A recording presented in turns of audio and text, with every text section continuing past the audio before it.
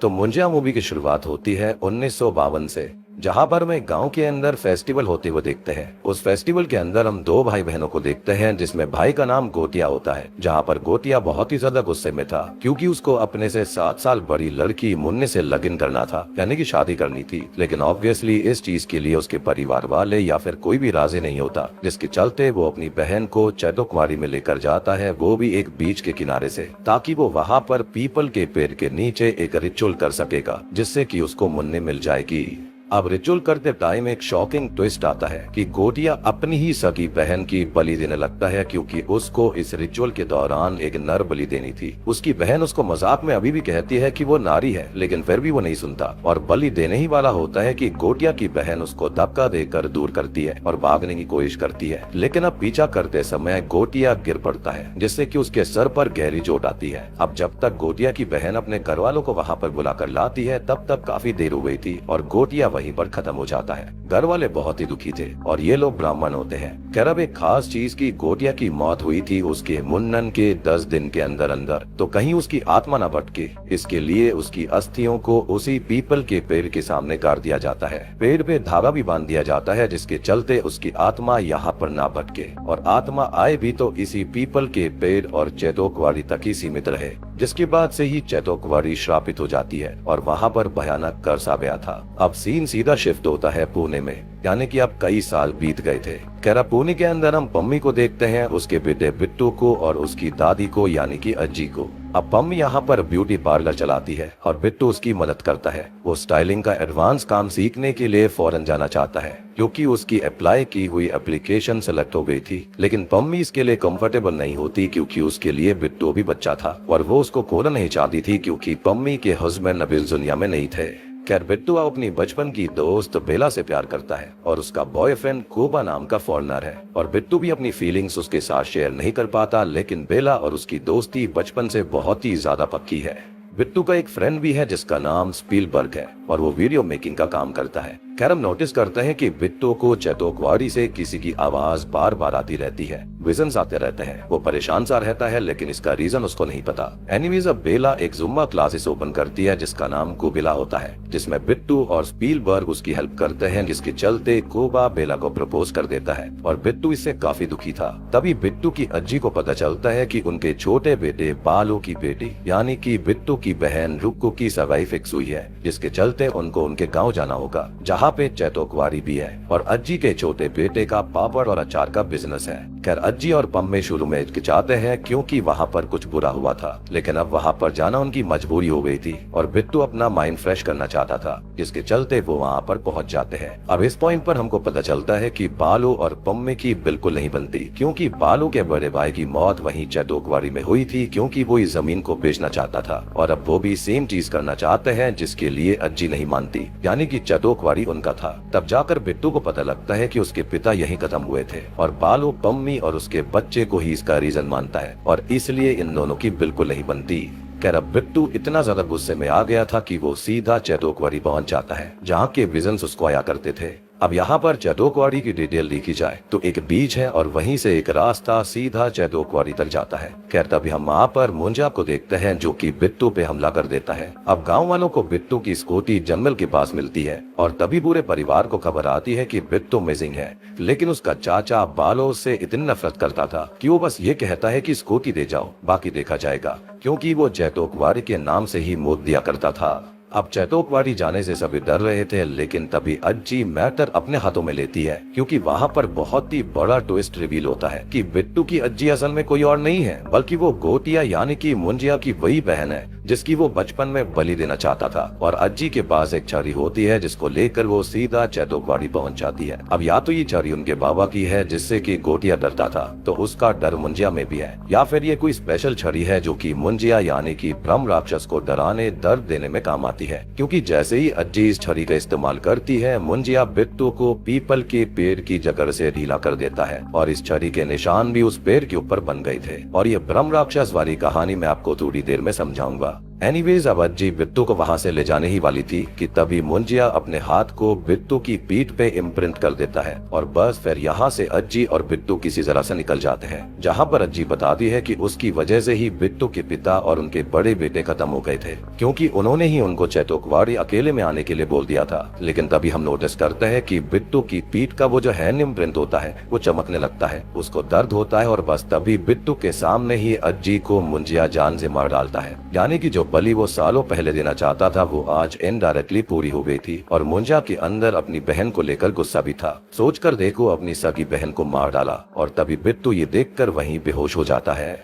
इसके बाद बिट्टू की आंख सीधा हॉस्पिटल में खुलती है, जहां पर उसको ये दुख खबर मिलती है कि उसकी अज्जी अब जिंदा नहीं रही, जो कि उस पर जान छिड़कती थी। वो उनका बहुत ही ज्यादा लाडला था, लेकिन अब वो नहीं रही, जिससे कि पम्मी, बिट्टू और रुक्कू सभी टूट जाते हैं। लेकिन बालू के टोंट अज्जी की चिता जलते वक्त भी नहीं रुकते और बस गुस्से में आकर पम्मी बिट्टू को शहर ले जाने लगती है। अब शाम होते ही बस के अंदर मुंजिया एक लेडी पैसेंजर को चिमटी काट लेता है, जिससे उस लेडी को बिट्टू पे शक होता है, वो उसको मारती है। लेकिन हम देखते हैं कि वो मुंजिया ने किया था, जो कि बस बिट्टू को दिख रहा था। और आप ये भी सोच रहे होंगे कि जो मुंजिया इतने सालों से पेड़ से बंधा हुआ था वो आज शहर कैसे आ गया और बिट्टू को ही क्यों दिखा। तो असल में ये मुंजिया असल में अपने ब्लड लाइन्स वालों को ही दिखते हैं, सिर्फ शाम में ही आ सकते हैं, उनको पलस कर सकते हैं, उनके साथ रह सकते हैं। और अब एक तरह से मुंजिया ने बिट्टू को मार करके उसको पीपल का पेड़ बना लिया था, जिस पर वो कभी भी शाम में आ जा सकता था। अब शहर में आते ही मुंजिया उसकी नाक में दम कर देता है। वो उससे लगातार मुन्नी को ढूंढने के लिए कहता है और इसी सेम चीज को बिट्टू का फ्रेंड स्पीलबर्ग भी फील कर पाता है और सुन पाता है, क्योंकि वो मुंजिया को देख नहीं सकता था। मुंजिया की यहाँ पर एक शर्त भी होती है कि वो मुन्नी से शादी करना चाहता है और फिर मुक्ति चाहता है। अब ये दोनों ही मुन्नी को ढूंढना चालू कर देते हैं, जिसके चलते बिट्टू रुक्कू से बात करता है, जो कि बताती है कि मुन्नी अज्जी की ही फ्रेंड हुआ करती थी, तो उनके बक्से में कुछ फोटोज होंगी जो कि वो सेंड कर देगी। अब जैसे ही फोटो उसके पास आती है तो वो देखते हैं कि शौकीनली मुन्नी बिल्कुल बेला जैसी ही दिखती थी,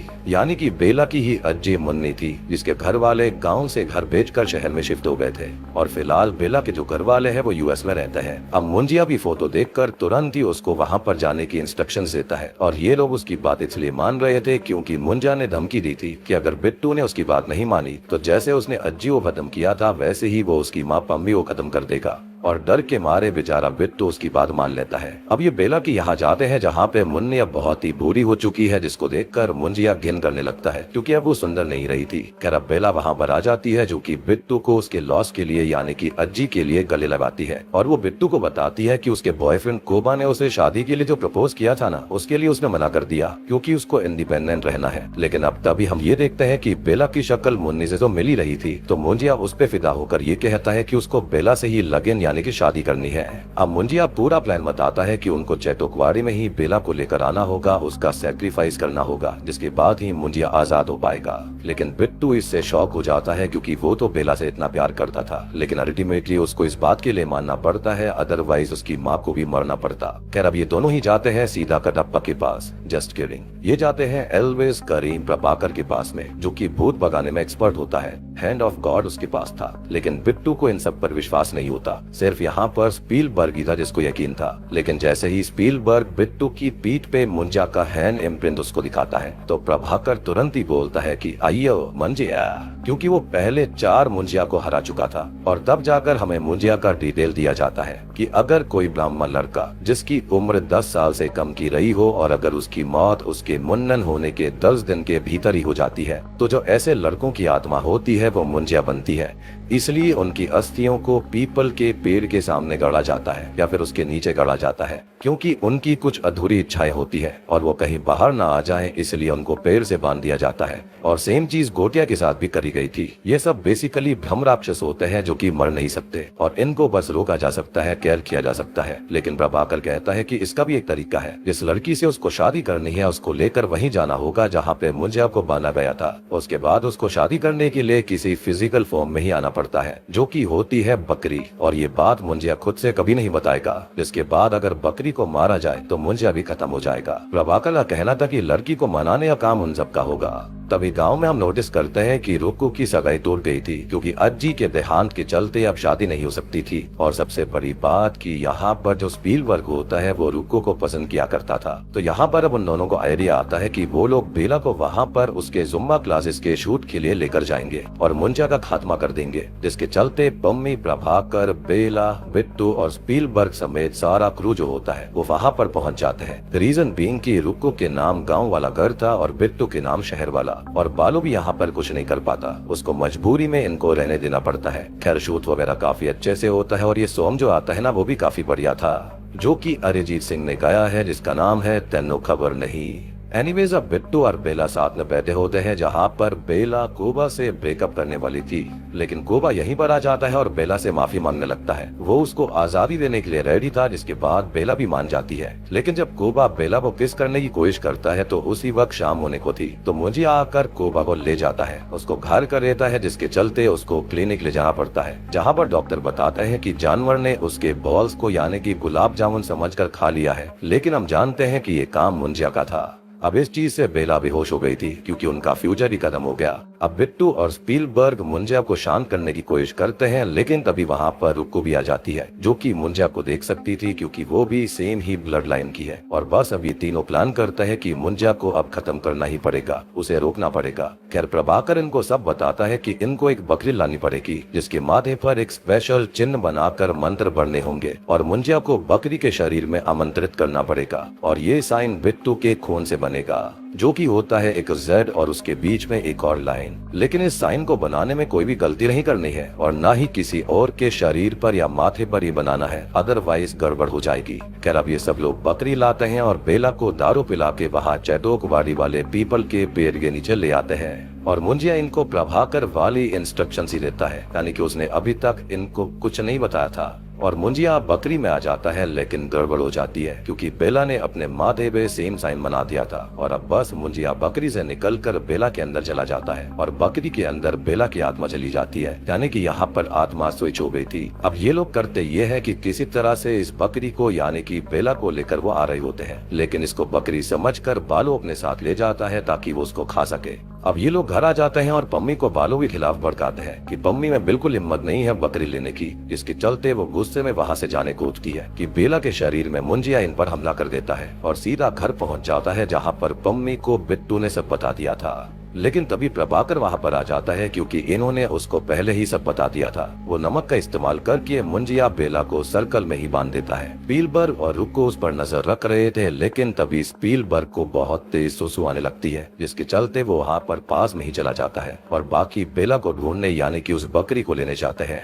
अब वहाँ जाकर इनको दिखता है कि बकरी को तो खा लिया गया है, तो प्रभाकर का ये कहना था कि बेला की आत्मा उसके शरीर में होगी और इससे भी आत्मा का एक्सचेंज हो सकता है। अब ये लोग साइन बनाते हैं उसके माथे पर, लेकिन तब तक स्पीलबर्ग को वो बकरी मिल गई थी और रुक्को को बेवकूफ बनाकर मुंजिया आजाद होकर यहीं पर आ गया था। अब होता यह है कि 3 लोगों पर ये साइन बना हुआ था, यानी कि बकरी, बेला और बालू पर, जिससे कि बालू के शरीर में मुंजिया आ जाता है, बेला की आत्मा उसके शरीर में वापस आ गई थी और बकरी को भी उसकी आत्मा मिल जाती है। अब बालू के शरीर में मुंजिया सब पर हमला करता है और प्रभाकर को भी दूर फेंक देता है और फिर बेला को लेकर सीधा निकल पड़ता है चैटोकवाड़ी की तरफ। तभी बिट्टू को अपनी अज्जी की आत्मा दिखाई देती है, जो कि उसको ये कहती है कि अब मैनअप होने का टाइम आ चुका है, यानी कि हवा के झोंके को तूफान बनने का वक्त आ गया था। और वो छड़ी भी समुद्र से बाहर अचानक प्रकट हो जाती है, एज इफ की अज्जी की आत्मा उसकी हेल्प कर रही थी। फाइनली अब बिट्टू पीपल के पेड़ के पास पहुंच जाता है और इस छड़ी से खूब सारे वार मुंजिया पे करता है और अब उसकी आत्मा को सेम साइन बनाकर प्रॉपरली पेड़ से अटैच करता है। बालू भी इससे आजाद हो गया था, लेकिन वो ये सब देखकर डर कर वहाँ से भाग जाता है क्योंकि वो एक बुज़दिल इंसान था। मतलब अब मुंजिया पेड़ के अंदर था, लाइक पेड़ मुंजिया का शरीर बन गया था, जिससे कि उसको ज्यादा ताकत मिल जाती है। यानी कि अब मुंजिया जो था वो पेड़ को एज अ इक्विपमेंट की तरह, एक हथियार की तरह इस्तेमाल कर सकता था। वो पेड़ की जड़ों से यहाँ पर इन दोनों पर ही हमला कर देता है। लेकिन तभी होता यह है कि जो बेला होती है वो मुंजिया के ऊपर तेल डाल देती है, जो कि ये लोग मुंजिया के लिए पहले लेकर आए थे ताकि वो सब कुछ जला सके। और बस बिट्टू वहाँ पर आग लगा देता है, जिससे कि ये पीपल का पेड़ जलने लगता है और बेला और बिट्टू बच गए थे। बिट्टू ने फाइनली अपने प्यार को बचा लिया। खैर अब कुछ हफ्ते बीत जाते हैं और अब बेला बाहर घूमने जाने वाली थी। बिट्टू अब बेला को अपनी फीलिंग्स बताता है, लेकिन बेला उसको फ्रेंड जोन कर देती है, यानी कि वो उससे बहुत ही ज्यादा अटैच तो थी, उसकी दोस्त भी बन रही थी, लेकिन बस ये कह देती है कि तुम बेटर डिजर्व करते हो और मैं तो बाहर घूमना चाहती हूँ। और सच बताऊं, मुझे यहाँ पर बेला का कैरेक्टर बहुत ही ज्यादा इरिटेटिंग लगा। मतलब इस लड़की को पता ही नहीं था कि इसको चाहिए क्या। इसको आजादी चाहिए, इसको जुम्बा करना है, इसको बाहर घूमना है, इसको फॉरेनर चाहिए या फिर बिट्टू चाहिए, इसको कुछ नहीं पता था। और बिट्टू भी उसको जाने देता है। उसको लगता है कि यहाँ पर जब बेला को यही नहीं पता कि उसे चाहिए क्या, तो वो बिट्टू का ख्याल रखती। अल्टीमेटली यहाँ पर यही सिखाया गया है कि प्यार करने का मतलब जाने देना होता है, ना कि जबरदस्ती करना। दुख होता है लेकिन यही सही है। जबकि मुंजा ने उल्टा किया था। गोटिया शुरू से ही ईविल था और वो ईविल था इसलिए अब हम राक्षस बना था। कह रहा मूवी के एंड में हम देखते हैं कि चैतो कुआरी को काटा जा रहा था क्योंकि उस जगह को एक बिल्डर ने खरीद लिया। सेम चीज बालो ने भी बहुत पहले कही थी कि वो उसको बेचना चाहता है, जैसे कि उसका बड़ा भाई भी बेचना चाहता था। और अब अज्जी के मरने के बाद उसके पास राइट्स आ गए होंगे। साथ ही साथ हम ये भी देखते हैं कि अब जो बालो होता है वो बिल्कुल पगला सा हो गया था। वो अपने ऊपर पानी डलवाता है कि वो सूखने वाला है। और अब यहाँ पर एक बहुत ही बड़ा ट्विस्ट रिवील होता है। मुझे यहाँ पर ऐसा लगता है कि जो स्टार्टिंग में सीन आया था जहाँ पर इन तीनों के माथे पर साइन बना था, तो मुंजिया की जो आत्मा थी वो तो चली गई थी बालू के अंदर। बेला को उसकी आत्मा मिल गई थी, लेकिन बकरी के अंदर शायद से बालू की आत्मा चली गई। और अब जब ये रिचुअल फिर से हुआ था तो पेड़ की जो आत्मा थी ना वो बालू के अंदर आ गई, और जो बालू के अंदर मुंजिया की आत्मा थी वो पेड़ के अंदर चली गई। तभी तो यहाँ पर बालू बोल रहा था कि मैं सो कर रहा हूँ, मेरे को पानी डालो। अदरवाइज यहाँ पर कोई मतलब नहीं बनता कि बालू इस तरह की बात करे। या फिर हो भी सकता है कि खाली यहाँ पर ये मजाक वगैरह हो रहा होगा, उसको पागल दिखाने की कोशिश करी गई होगी। या फिर आप लोग बताना कि आपको क्या लगता है, मेरी थियरी यहाँ पर सही है या फिर नहीं। एनीवेज, अब मूवी के एंडिंग सीन में बिट्टू को फिर से एहसास होता है कि मुंजिया अभी भी जिंदा है। मैंने कहा ना कि ब्रह्म राक्षसों को मारा नहीं जा सकता, लेकिन इस बार बिट्टू उस छड़ी के साथ मुंजिया से लड़ने के लिए पूरी तरह से तैयार था, क्योंकि अब उसने डरना छोड़ दिया। और अब यहाँ पर सबसे बेहतरीन चीज आती है। मूवी के पोस्ट क्रेडिट सीन में हम भेड़िया मूवी की कैमियो को देख पाते हैं। जी हाँ, जना भास्कर को ढूंढ रहा होता है क्योंकि वो जंगल में भेड़िया बनने के बाद नंगा था। जना के हाथ में मुन्नी नाम की चड्डी थी और बस भास्कर कहता है कि मुन्नी की चड्डी छी। साथ ही साथ हम मुंजा को भी देखते हैं और अब जानते ही हो कि विषाणु यानी कि भास्कर या फिर भेड़िया जंगलों को बचाता है, तो शायद से वो चैतो कुआरी को काटने से बचाने के लिए आया होगा। इसी के साथ में मुंजिया मूवी यहीं पर खत्म हो जाती है। तो दोस्तों, ये थी मुंजिया फिल्म की कहानी। चैनल के ऊपर नए हैं तो सब्सक्राइब कर लीजिए।